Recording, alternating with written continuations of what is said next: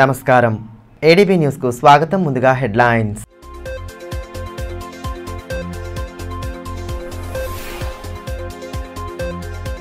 Parliament ఎన్నికల్లో ప్రతి ఒక్కరూ ఓటు హక్కును సద్వినియోగం చేసుకోవాలి స్వీప్ అవగాహన కార్యక్రమంలో కలెక్టర్ రాజర్షి షా సూచన నేరేడ్గొండ జి గ్రామంలో పోలింగ్ కేంద్రం పరిశీలన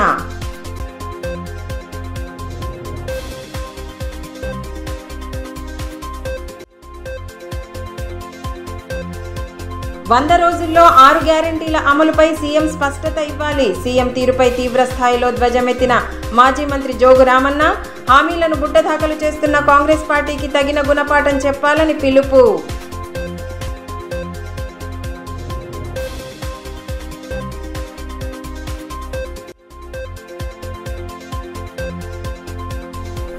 వైభవోపేతంగా త్రిశక్తి దుర్గామాత ఆలయ విగ్రహ ప్రతిష్టాపన వేడుకలు వేద పండితుల మంత్రోచ్చారాల నడుమ సాగిన ఆధ్యాత్మిక కార్యక్రమాలు ప్రత్యేక పూజలతో అమ్మవారిని ఆరాధించిన భక్తజనం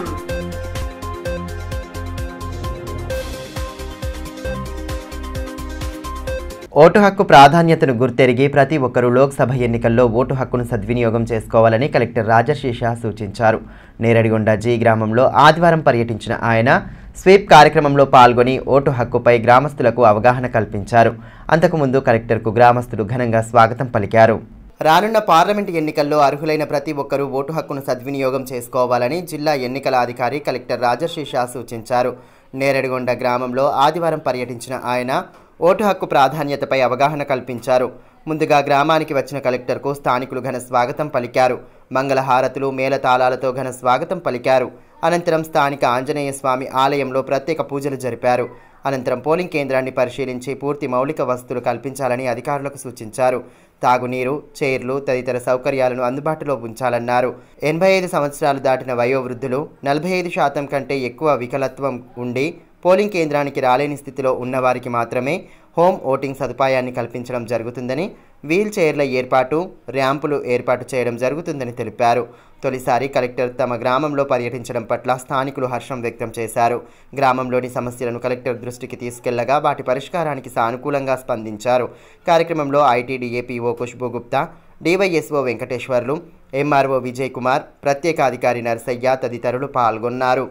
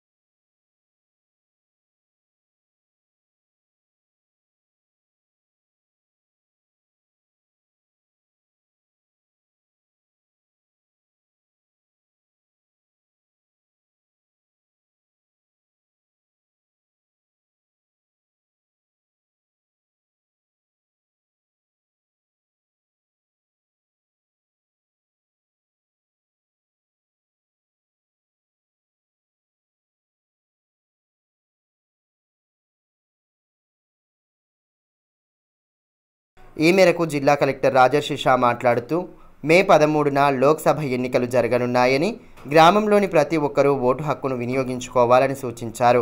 స్వీప్ ప్రచార రథాన్ని గ్రామాల్లో తిప్పుతూ అవగాహన కల్పిస్తున్నట్లు తెలిపారు. సిరికొండ మండలంలో మొత్తం 13 గ్రామాలు ఉన్నాయని, అందరూ ఓటును వినియోగించుకునే విధంగా ప్రత్యేక అధికారులు అవగాహన కల్పిస్తున్నారని అన్నారు. ఈ నెల 25వ తేదీ నుంచి మే 5 వరకు ఓటరు స్లిప్పుల పంపిణీ జరుగుతుందని వెల్లడించారు.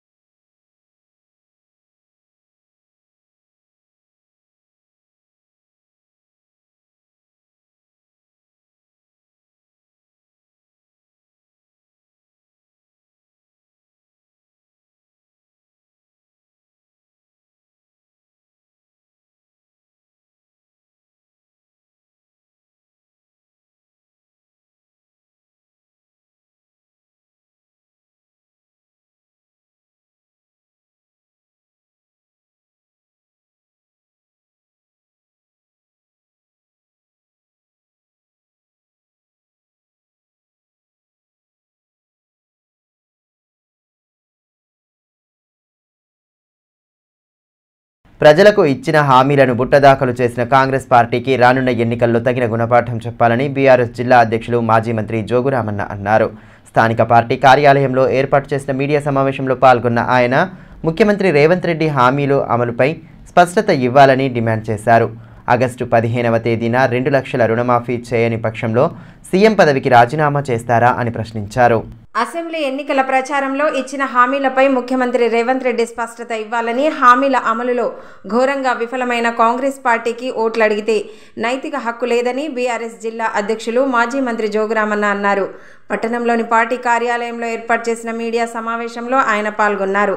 ముఖ్యమంత్రి పర్యటన నేపథ్యంలో గతంలో ఇచ్చిన హామీలను గుర్తు చేస్తూ వాటిపై స్పష్టత ఇవ్వాలని డిమాండ్ చేశారు.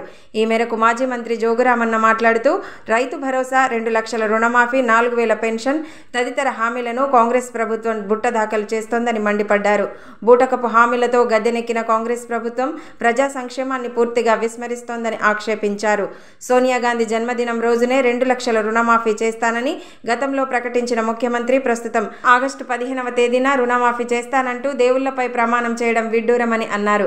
ఆగస్టు 15వ తేదీన కూడా రుణమాఫీ చేయకపోతే ముఖ్యమంత్రి పదవికి రాజీనామా చేస్తారా అని ప్రశ్నించారు. ముఖ్యమంత్రి రేవంత్ రెడ్డి గారు, మేము సూటిగా ఆదిలాబాద్ జిల్లా బీఆర్ఎస్ పార్టీ అధ్యక్షునిగా నేను మీకు సవాల్ చేస్తూ ఉన్నాను. సూటిగా మీరు ఇచ్చినటువంటి మాటని, మీరు ఇచ్చినటువంటి ఎన్నికల్లో హామీలను మాత్రమే నేను మిమ్మల్ని అడగదలుస్తున్నా. మీరు ఏ ముఖం పెట్టుకుని ఆదిలాబాద్ జిల్లాకు రేపు వస్తున్నారు, దానికి ముందు జవాబు చెప్పాలి. ఎన్నికల ప్రచారంలో ఇదే ఆదిలాబాద్ జిల్లాకు వచ్చినటువంటి అప్పుడు కాంగ్రెస్ పార్టీ ప్రెసిడెంట్గా వచ్చినావు, ఇలా రాష్ట్ర ముఖ్యమంత్రిగా వస్తున్నావు. మొన్న కూడా ఒకసారి వచ్చిపోయినావు. ఏం చేసినామని ఏం మొహం పెట్టుకొని ఆదిలాబాద్ జిల్లాకు వస్తున్నావో చెప్పాలని చెప్పి మేము ఆదిలాబాద్ జిల్లా శాఖ తరఫున రేవంత్ రెడ్డి గారిని సూటిగా ప్రశ్నలు అడుగుతూ ఉన్నాం. మీరు రైతులకు మీ సోనియా గాంధీ గారి జన్మదినాన్ని పురస్కరించుకొని 2 లక్షల రూపాయల రుణమాఫీ చేయనందుకు వస్తున్నావా, లేకపోతే రైతు భరోసా ఏదైతే మీరు 15 లక్షల రూపాయలు చెప్పిండ్రో 15 లక్షల రూపాయలలో ఏ ఒక్క రైతుకు కూడా రైతు భరోసా ఇవ్వనందుకు వస్తున్నావా, కౌలు రైతుకి ఇస్తున్నావు, వ్యవసాయ కూలీలకు 12,000 రూపాయలు సంవత్సరానికి ఇస్తున్నావు, ఇవ్వనందుకు వస్తున్నావా? అదే మిమ్మల్ని నేను అడుగుతా ఉన్నాం. ముఖ్యమంత్రి రేవంత్ రెడ్డి గారిని దానికి సమాధానం చెప్పాలని చెప్పి కూడా డిమాండ్ చేస్తూ ఉన్నాం. కళ్యాణ లక్ష్మి నగదుతో పాటు తులం బంగారం ఇస్తామన్న హామీ ఏమైందని గుర్తు చేశారు. 100 రోజుల్లో 6 గ్యారంటీలు అమలు చేస్తామని నమ్మబలికిన కాంగ్రెస్ పార్టీ ప్రతిరోజు అబద్ధాలతో పబ్బం గడుపుతోందని మండిపడ్డారు. పార్లమెంట్ ఎన్నికల్లో బీఆర్ఎస్ పార్టీ గెలుస్తుందన్న భయంతో సీఎం రేవంత్ రెడ్డి మహబూబ్ నగర్కు 8 సార్లు ప్రచారానికి వెళ్లారని, స్వంత పార్టీ కార్యకర్తలే హామీల గురించి వారిని ప్రశ్నిస్తున్నారని అన్నారు. దేశంలోనే అత్యంత ఎత్తైన అంబేద్కర్ విగ్రహం వద్ద కనీసం నివాళి అర్పించకుండా గేట్లకు తాళం వేయడంపై సమాధానం చెప్పాలని డిమాండ్ చేశారు. ప్రాంతీయ పార్టీల అభ్యర్థులే స్థానికంగా నెలకొన్న సమస్యలను పార్లమెంటు దృష్టికి తీసుకెళ్తారని స్పష్టం చేసిన జోగురామన్న, తెలంగాణ గొంతుక పార్లమెంట్లోనే వినబడాలంటే బీఆర్ఎస్తోనే సాధ్యమని పునరుద్ఘాటించారు. లోక్సభ ఎన్నికల్లో బీఆర్ఎస్ అభ్యర్థి ఆత్రం సక్కును భారీ మెజారిటీతో గెలిపించాలని పిలుపునిచ్చారు. సమావేశంలో ఎంపీపీ గండ్రత్ రమేష్, సెవ జగదీష్, సాజిదోద్దీన్, కొడప సోనేరావు, ధమ్మపాల్, కొండ గణేష్, విజ్జగిరి నారాయణ, సంద నర్సింగ్ తదితరులు పాల్గొన్నారు. పార్లమెంటు సీట్లన్నీ కాంగ్రెస్ పార్టీ, బీజేపీ పార్టీ ఓడిపోతున్నాయి. ఇలా బీఆర్ఎస్ పార్టీ గెలుస్తుందన్నటువంటి భయంతో ఈయన మహబూబ్ నగర్ జిల్లాకి ఎన్నిసార్లు పోయినావు? ఎంపీగా అభ్యర్థి ప్రచారం కొరకు నీ సొంత జిల్లాకే నిన్నటితోటి 8 సార్లు ఒక మహబూబ్ నగర్ మీ అభ్యర్థి ప్రచారం కొరకు వెళ్ళామంటే దీన్ని బట్టి రేవంత్ రెడ్డి గారు రేపు మా జిల్లాకి చేంజ్ చెప్తారు అంటే మా జిల్లా వాళ్ళు అమాయకులు అనుకుంటున్నావా? నీ సొంత జిల్లాలోనే ప్రశ్నిస్తున్నారు. మేము ఏ ముఖం పెట్టుకొని ఓట్లు అడగటానికి వెళ్ళమంటున్నాం? మీరు కాంగ్రెస్ పార్టీకి ఓటేయమని చెప్పి ఎట్లా అడుగుదామంటున్నాం? వాళ్ళ కార్యకర్తలే మహబూబ్నగర్ జిల్లాలో బూత్ స్థాయి కార్యకర్తలు ప్రశ్నించిన రేవంత్ రెడ్డిని. దేవతల పేర్లో దేవతల మీద ప్రమాణం చేస్తున్నాడు, దేవుళ్ళ మీద ప్రమాణం చేస్తూ ఉన్నాడు. ఇండగాక మొన్న మెదక్లో చర్చి ముందర చర్చి దగ్గర కూడా ప్రమాణం చేసిండు. నేను 15 ఆగస్టు నాడు 2 లక్షల రుణమాఫీ చేస్తాను చెప్తున్నాడు. నేను అడుగుతున్న రేవంత్ రెడ్డి గారు, ముఖ్యమంత్రి గారు, ఒకవేళ మరి 15 ఆగస్టు నాడు 2 లక్షల రుణమాఫీ చేస్తా అని చెప్తున్నావు కదా, రేపు ఆదిలాబాద్ సభలో చెప్పు, నేను 2 లక్షల రుణమాఫీ 15 ఆగస్టు లోపల చేయకపోతే నేను నా ముఖ్యమంత్రి పదవికి రాజీనామా చేస్తాను చెప్తావా? మేము బీఆర్ఎస్ పార్టీ ఆదిలాబాద్ శాఖ డిమాండ్ చేస్తున్నాం.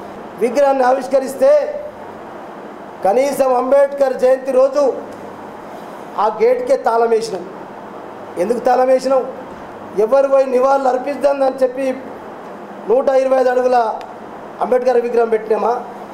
దానిపైన రేపు స్పష్టంగా జవాబు చెప్పాలి. ఆదిలాబాద్ నువ్వు అక్కడ గేట్కి ఎందుకు తాళం వేసినావు? మరి ఇలా భారతదేశానికే దశాదిశ చూపినటువంటి మహాపురుషుని యొక్క విగ్రహానికి జయంతి రోజు పూలహారం వేయడానికి కూడా వెళ్ళటానికి కూడా మరి ఆంక్షలు పెట్టినామంటే నువ్వు అంబేద్కర్ దోయివి కాదా అని అడుగుతున్నాం. త్రిశక్తి దుర్గామాత ఆలయ విగ్రహ ప్రతిష్టాపన వేడుకలతో మావలాలోని గ్రీన్ వ్యాలీలో ఆధ్యాత్మిక శోభ సంతరించుకుంది. గత 3 రోజులుగా నిర్వహిస్తున్న వివిధ పూజాది క్రతువుల్లో భారీ సంఖ్యలో భక్తులు హాజరయ్యారు. ఆదివారం అమ్మవారి విగ్రహ ప్రతిష్టాపన పూజను వేద పండితుల మంత్రోచ్చారణల నడుమ శాస్త్రోక్తంగా నిర్వహించారు. మావల గ్రీన్ వ్యాలీలో నూతనంగా నిర్మించిన శ్రీ త్రిశక్తి దుర్గామాత ఆలయ విగ్రహ ప్రతిష్టాపన వేడుకలు అంగరంగ వైభవంగా సాగాయి. విగ్రహ ప్రతిష్టాపన ఉత్సవాల్లో భాగంగా గత 3 రోజులుగా వివిధ ఆధ్యాత్మిక కార్యక్రమాలను భక్తి ప్రపత్తులతో చేపడుతున్నారు. ఇక ఆదివారం అమ్మవారి విగ్రహ ప్రతిష్టాపనను పురస్కరించుకొని వేద పండితుల మంత్రోచ్చారణల నడుమ శాస్త్రోక్తంగా పూజలు జరిపారు. మఠాధిపతి శ్రీ యోగానంద సరస్వతి కార్యక్రమంలో పాల్గొని ప్రత్యేక పూజలు నిర్వహించారు.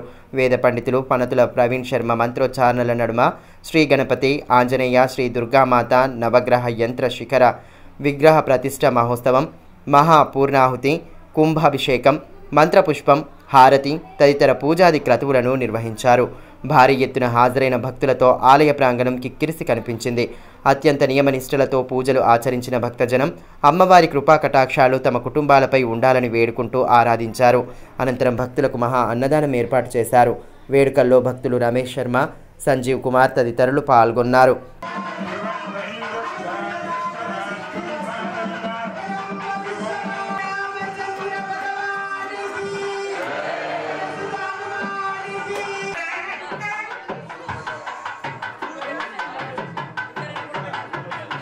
जय जगदम्बा ओम जगदम्बा श्री जगदम्बा जय जगदम्बा ओम जगदम्बा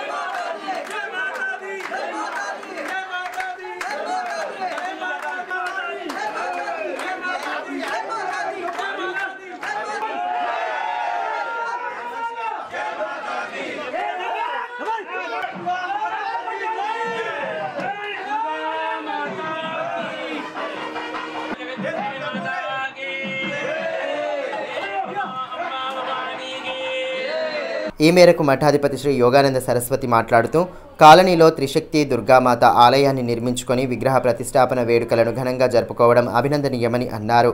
జీవితంలో తల్లిదండ్రుల మనస్సును నొప్పించేలా వ్యవహరించవద్దని సూచించారు. అమ్మవారి కృపతో ప్రజలంతా సుభిక్షంగా జీవించాలని ఆకాంక్షించారు.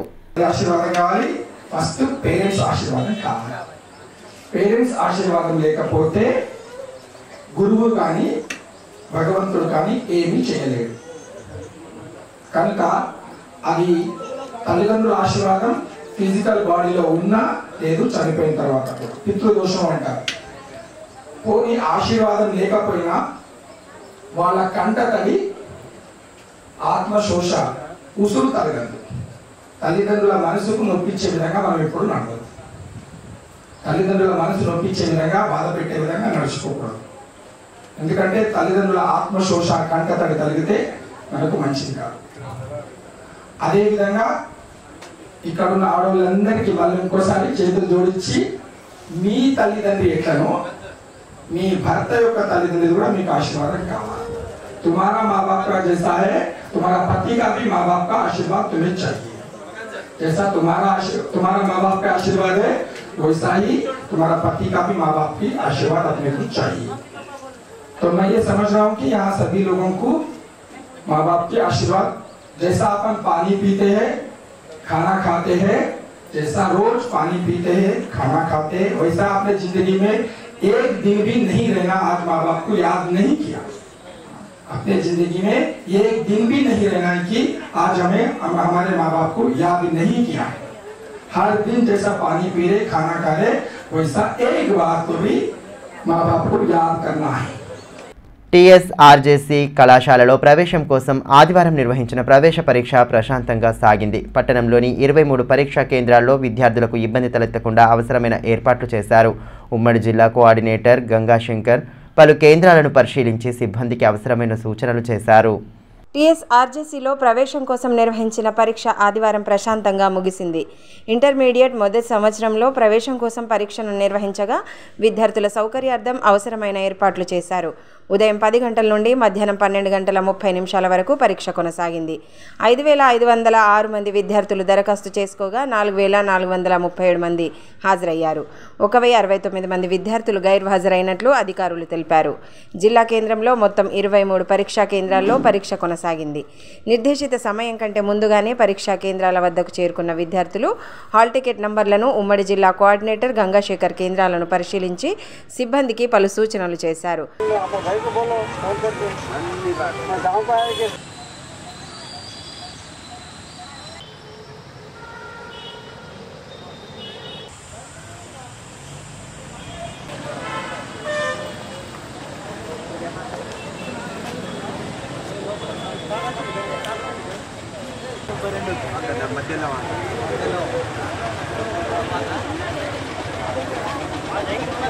ప్రవేశ పరీక్షలో ప్రతిభ కనబరిచిన వారికి ఉమ్మడి జిల్లాలోని టీఎస్ఆర్జేసీ కళాశాలల్లో ప్రవేశం కల్పించనున్నట్లు తెలిపారు. నిర్మల్ బాలికల కళాశాలలో 88 సీట్లు, బెల్లంపల్లిలోని బాలుర కళాశాలలో 88 సీట్లు ఉన్నాయని వెల్లడించారు. బైపీసీ, ఎంపీసీ, ఎంఈసీ కోర్సుల్లో ప్రవేశానికి పరీక్ష నిర్వహించగా ఎంఈసీలో ఉత్తీర్ణత సాధించిన వారికి వరంగల్ జిల్లాలో ఉన్న కళాశాలలో సీట్లు కేటాయించడం జరుగుతుందని తెలిపారు.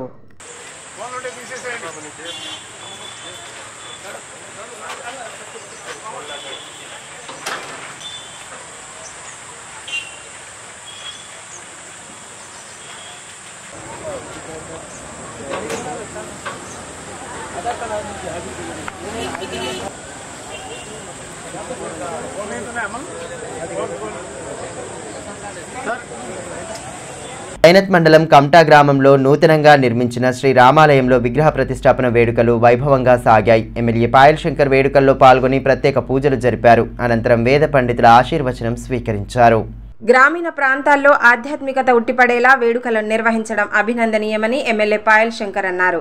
జైనత్ మండలం కామ్టా గ్రామంలో నూతనంగా నిర్మించిన శ్రీరాముని విగ్రహ ప్రతిష్టాపన వేడుకలు వైభవోపేతంగా సాగాయి. వేడుకల్లో ఎమ్మెల్యే పాయల్ శంకర్ పాల్గొని ప్రత్యేక పూజలు జరిపారు. అంతకుముందు నిర్వాహకులు ఆయనకు సాదరంగా స్వాగతం పలికారు. వేద పండితుల మంత్రోచ్చారణల నడుమ ప్రత్యేక పూజలు జరిపి రాములూరిని ఆరాధించారు. కార్యక్రమంలో నాయకులు అశోక్, రాజన్న, అశోక్ రెడ్డి, భూమన్న, రాజు, నవీన్ తదితరులు పాల్గొన్నారు. ఈ సందర్భంగా ఎమ్మెల్యే పాయల్ శంకర్ మాట్లాడుతూ గ్రామస్తులంతా ఐక్యంగా ఉండి ఆలయాన్ని నిర్మించుకోవడం శుభ పరిణామమని అన్నారు. నూతన ఆలయంలో మిగిలిపోయిన అభివృద్ధి పనులతో పాటు గ్రామీణాభివృద్ధి పనులు పూర్తి చేయడానికి తన వంతుగా కృషి చేస్తానని భరోసా కల్పించారు. ఆదిలాబాద్ ఎమ్మెల్యేగా మొట్టమొదటిసారిగా ఒక శుభ కార్యక్రమంలో ఆ యొక్క భగవంతుని సన్నిధిలో ఈ యొక్క గొప్ప కార్యక్రమంలో పాల్గొనేటువంటి అవకాశం ఇచ్చినటువంటి మీకు ప్రత్యేకంగా ధన్యవాదాలు. ఈ ఆలయానికి సంబంధించినటువంటి అభివృద్ధి కార్యక్రమం పేరు మీద గ్రామస్తులంతా కూడా మాట్లాడడం జరిగింది. నిజంగా గ్రామస్తులందరినీ మనస్ఫూర్తిగా అభినందిస్తున్నా. ఇంత గొప్ప కార్యక్రమాన్ని గ్రామస్తులంతా కూడా ఐక్యతగా ఉండి ఈ యొక్క మందిరాన్ని ఇంత గొప్పగా నిర్మించినందుకు మనస్ఫూర్తిగా నా తరఫున ప్రతి ఒక్కరిని కూడా అభినందిస్తున్నా. మహావీర్ మహారాజ్ జయంతి వేడుకలను ఆదివారం ఘనంగా జరుపుకున్నారు. జైన్ సమాజ్ ఆధ్వర్యంలో నిర్వహించిన వేడుకల్లో భాగంగా పట్టణ ప్రధాన వీధుల గుండా శోభాయాత్ర నిర్వహించారు. భక్తులు భక్తి గీతాలను ఆలపిస్తూ ర్యాలీలో పాలు పంచుకున్నారు.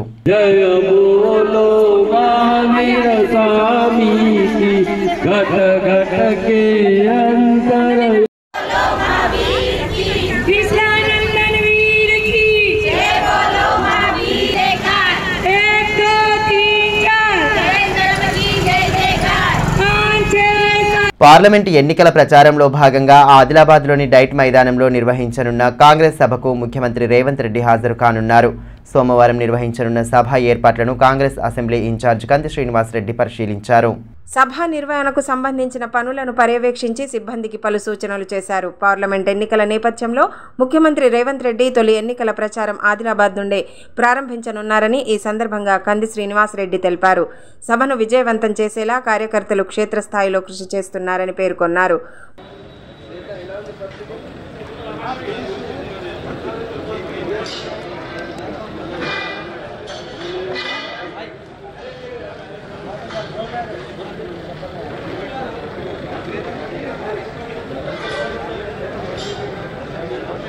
మరోవైపు ముఖ్యమంత్రి సభ ఏర్పాట్లను ఎస్పీ గౌస్ ఆలం పరిశీలించారు.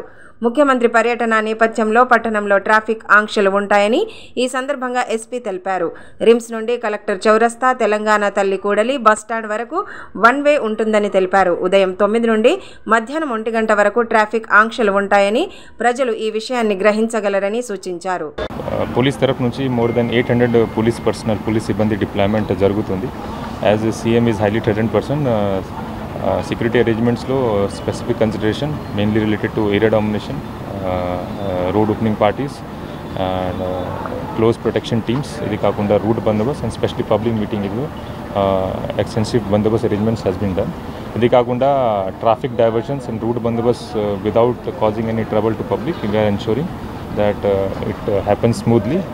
జనాలు కోసం కూడా ఎక్కడెక్కడ ట్రాఫిక్ డైవర్షన్స్ ఉంటాయి. నిన్న అది పోలీస్ డిపార్ట్మెంట్ తరఫు నుంచి ప్రెస్ నోట్ కూడా ఇవ్వడం జరిగింది. తలమడుగు మండలం సుంకిడి గ్రామ శివారులో ఆదివారం వేకువజామున రోడ్డు ప్రమాదం సంభవించింది. గ్రామ శివారులోని పెట్రోల్ పంపు వద్ద ఎదురెదురుగా వస్తున్న 2 వాహనాలు ఢీకొన్నాయి.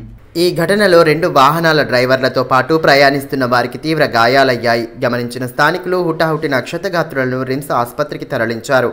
పోలీసులు ఘటనా స్థలానికి చేరుకుని వివరాలు సేకరించారు.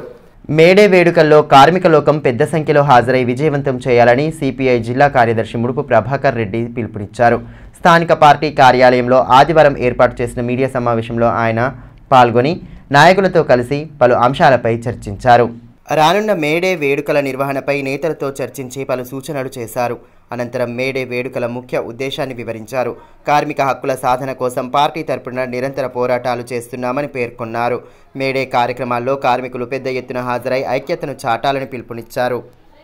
1886 గత 138 సంవత్సరాల క్రితం అమెరికా దేశంలో చికాగో నగరంలో కార్మికులు లక్షలాది మంది ఉద్యమాలు చేశారు. మాకు 8 గంటల పని కావాలి, మా కష్టం ఎక్కువైపోతున్నాయి, మాకు ఒక సమయ పాలన లేదు, యంత్రంలో మిషన్లు అని చెప్పి చేస్తే ఆనాడు అమెరికా ప్రభుత్వం, పెత్తందారి ప్రభుత్వం పోలీసులతోటి కాల్పులు జరిపిండ్లు.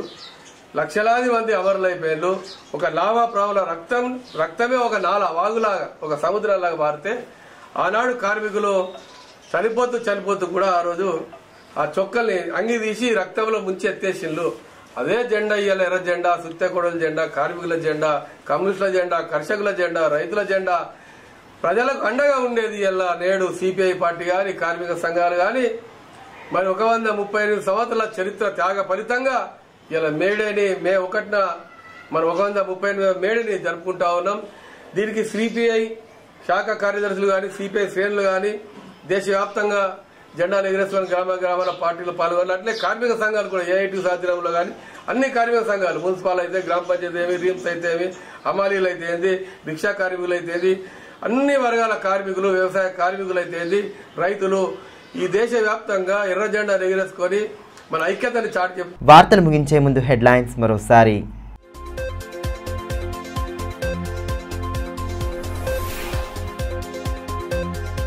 పార్లమెంట్ ఎన్నికల్లో ప్రతి ఒక్కరూ ఓటు హక్కును సద్వినియోగం చేసుకోవాలి. స్వీప్ అవగాహన కార్యక్రమంలో కలెక్టర్ రాజర్షి షా సూచన.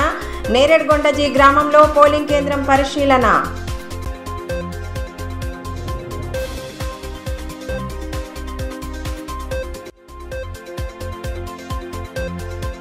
100 రోజుల్లో 6 గ్యారెంటీల అమలుపై సీఎం స్పష్టత ఇవ్వాలి. సీఎం తీరుపై తీవ్ర స్థాయిలో ధ్వజమెత్తిన మాజీ మంత్రి జోగు రామన్న. హామీలను బుట్టదాఖలు చేస్తున్న కాంగ్రెస్ పార్టీకి తగిన గుణపాఠం చెప్పాలని పిలుపు.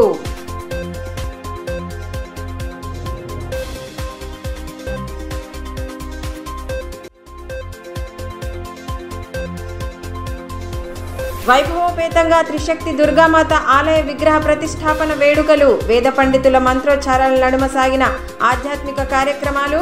ప్రత్యేక పూజలతో అమ్మవారిని ఆరాధించిన భక్తజనం.